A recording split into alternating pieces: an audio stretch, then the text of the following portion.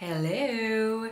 I'm stoked to be talking to you guys today because I'm really inspired by some recent conversations that I've been having with clients, but truthfully I've had this conversation a lot.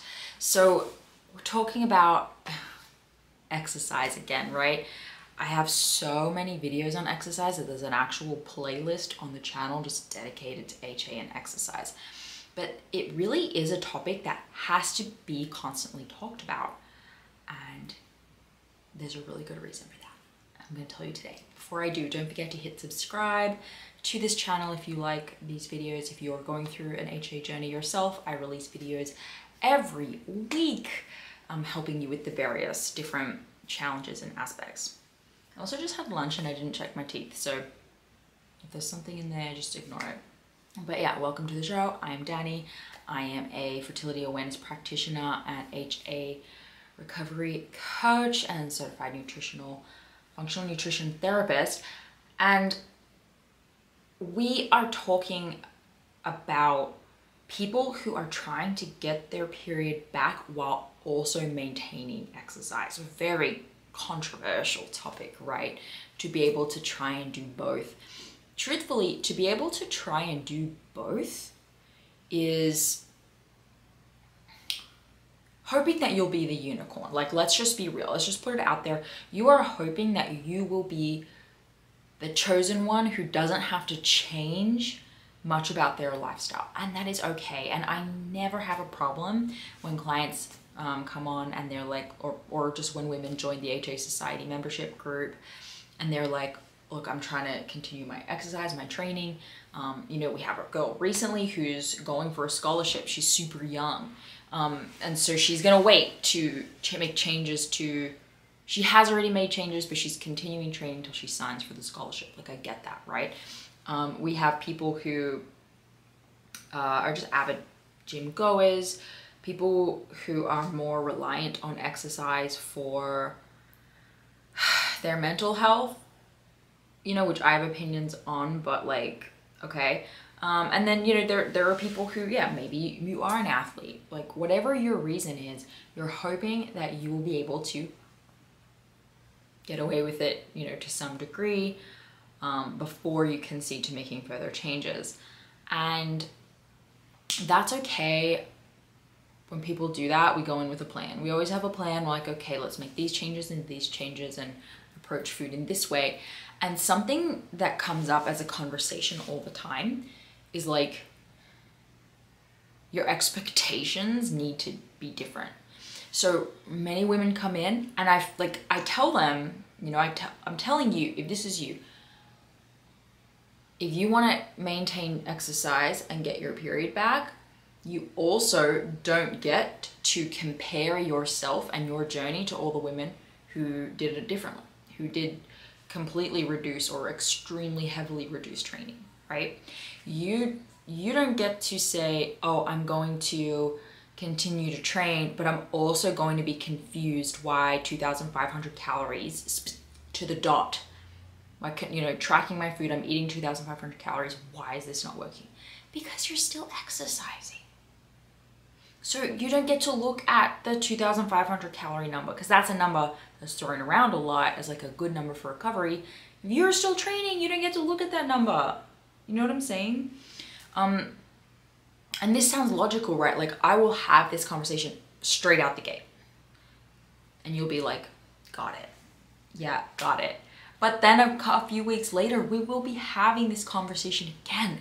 Because it's like, because it's not actually what you're hoping for, right? You're hearing me when I say this, but you're hoping you'll be different. You're hoping you'll still actually just be able to be the special person who got their cycle back. Now, I have actually seen people recover their cycle really quickly while still training. There's just so many different people, and that's why I will work with women still exercising, because we'll give it a shot. We will find out if you have to remove exercise entirely. And I'll have that conversation with you when we see the evidence that, like, okay, you're not going to be that person. But sometimes we have people who are. But just because you got your period back, we may not necessarily be having a very good time optimizing it. Like we may not be, maybe you're not ovulating, or maybe your baseline temperatures are really low, so you might ovulate but it's really lackluster. Maybe your luteal phase will be really short. Maybe you won't see as much cervical mucus, you know, all these types of things that happen. And so oftentimes women will go in wanting to be the person who can recover their period and maintain exercise, achieve that, and then be a little bit frustrated or annoyed when they can't now have an optimal cycle. So now they may still have to remove or heavily reduce training. And that's hard because they're like, well, I got my period. So like, why can't I maintain my exercise? And, you know, just like not wanting to hear it, right? And as well with a lot of content where we talk about exercise, like, you know, I posted on Instagram recently, like, you can train at a high level. Like you could, if you care about training at a high level, you can train at a high level, but you may not be able to also be as lean as you want to be, right? You may have to let go of how much you control your body's aesthetic in order to have performance and health, right? Or if you want to do aesthetic, okay, but you may have to let go of performance, right? And you may have to focus solely on training optimally for the specific goal, because so many people think like, if I train to be and I was this person, if I train to be an athlete, my body will just be a byproduct of that. Your body is a byproduct of how hard you train. And this has been a problem for a lot of people. This advice has caused a lot of women to train, feel like their body is meant to reflect it. It doesn't. So they train harder. It still doesn't. So they keep training harder. Still doesn't. So now I'm going to diet harder, and they just can't get off this train as hard as you want to look good kind of thing. And that advice is also not true. We actually sometimes need to take a step back and do less training and be more strategic, you know, in order to achieve specific goals. But when we're all trying to do it all, and you're not even full-time athlete, and you're trying to train like a full-time athlete because you want your body to look that way, of course you're gonna have a hard, you know, of course your body's not going to give you that. So what I'm really trying to say with today's video is you have to go into recovery with your negotiations, right? So I say a negotiation is anything where you're saying, I still want to control my food in this way, or I still want to control my exercise in this way, or I don't want to let this happen, yada, yada. It's a negotiation, and there's nothing wrong with negotiations. I mean, like, there's a limit, of course, but, you know, okay, let's do it, let's find out. But we come in with them, we have to have reasonable expectations. So you do not get to negotiate what we know works for recovery and then get upset when your results don't look exactly like they do for everyone else, right, who isn't making negotiations. Okay, and that's just okay, right? So like for myself, I am not perfect, right? I have a good menstrual cycle because it's important to me. I've worked on it, but I will have months where like it just doesn't look that great. Like something happened, I did train extra hard, or I got lazy, or with food, or like something happened, or I was stressed, or sleep was impacted, and it will show up in the chart. And I'm not like mad. What do I expect? You know, you just look at it, you go, oh, okay, yeah, maybe I did push that. Maybe that's not working. Make the next best decision. We're just really not used to not getting exactly what we want, and not getting, like, putting in all this effort and not getting exactly the same amount back, if not more, right? We're not used to being told, hey, the harder you work isn't necessarily helpful, right? So please, just if you're trying to get your period back with exercise, remember that your expectations need to be reasonable. And then the second piece of this is, and I talk about this a lot, but it really falls on deaf ears. So I'm going to tell you again. If you have been trying to recover with exercise for 6 months or more, and you have seen nada, you need to change something. So perhaps, because truthfully, a lot of people who are doing recovery on their own without the help of a practitioner of some kind are still missing foundationals with their lifestyle and their nutrition that's making it harder for them to continue working with, to continue recovering and exercising, you know what I mean? But if you really are like checking all the boxes there, but exercise is the last thing that you won't let go of, and you're 6 months plus without a period, you gotta change something, right? At that point, you're holding on to hope, like you're delulu, do you know what I mean? Like it's a literal delusion, because you're like, I will find a way to continue exercise and still have my recovery. And I will not budge from this. Oh, you know, it's been 6, I'm gonna give it a little longer.